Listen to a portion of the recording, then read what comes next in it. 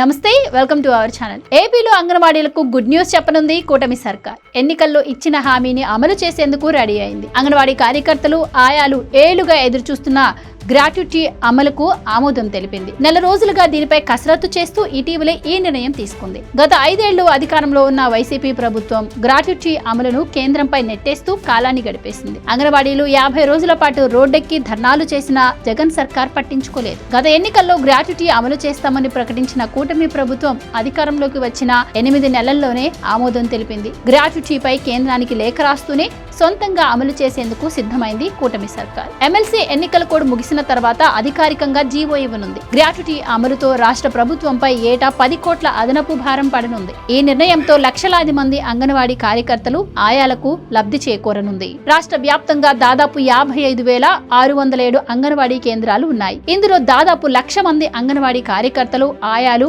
విధులు నిర్వర్తిస్తున్నారు. ప్రస్తుతం పదవీ విరమణ సమయంలో ఏకమొత్తంగా అంగన్వాడీ కార్యకర్తలకు 1,00,000, ఆయాలకు 40,000 ఇస్తున్నారు. ఏటా 600 మంది అంగన్వాడీ కార్యకర్తలు, ఆయాలు పదవీ విరమణ పొందుతున్నట్టు అధికారుల అంచనా. వీరికి పదవీ విరమణ ప్రయోజనం కింద చెల్లింపులతో ఏటా 8 కోట్ల నుంచి 10 కోట్ల వరకు ప్రభుత్వానికి వ్యయమవుతున్నట్టు లెక్క తేలింది.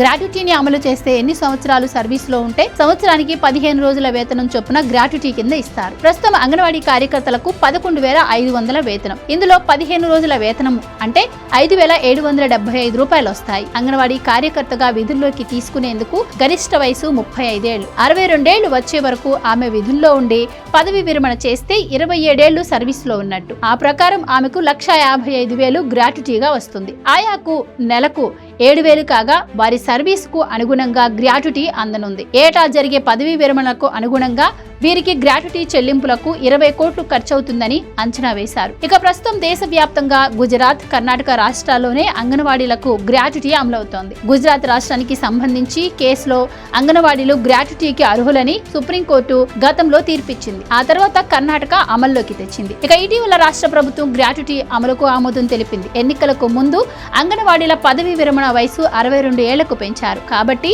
2026 జనవరి 26 వరకు పదవీ విరమణలు ఉండవని అధికారులు గుర్తించారు. ఆ తర్వాత జరిగే పదవీ విరమణలకు గ్రాట్యుటీ అమల్లోకి వస్తుంది. Please subscribe to Leo news for more videos.